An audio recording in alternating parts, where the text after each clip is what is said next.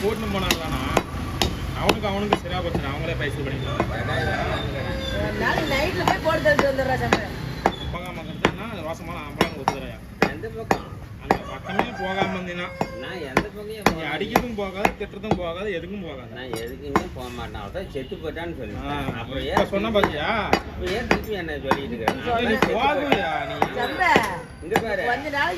தேவடைய மேனான்னு முழு பண்ணிட்டேன் யாரு சேர்த்தாலும் எந்த சொந்த பந்தமும் போகக்கூடாதுன்னு கையெழுத்து போட்டாங்க நான் ஏக அங்க போய் அவன் மூலம் ஏக நம்ம பேச மூல அண்ணங்கிறாரு அம்மாங்கிறாங்க யாரும் சாப்பிட்றீங்க யாரும் இல்லை நான் என்ன செத்து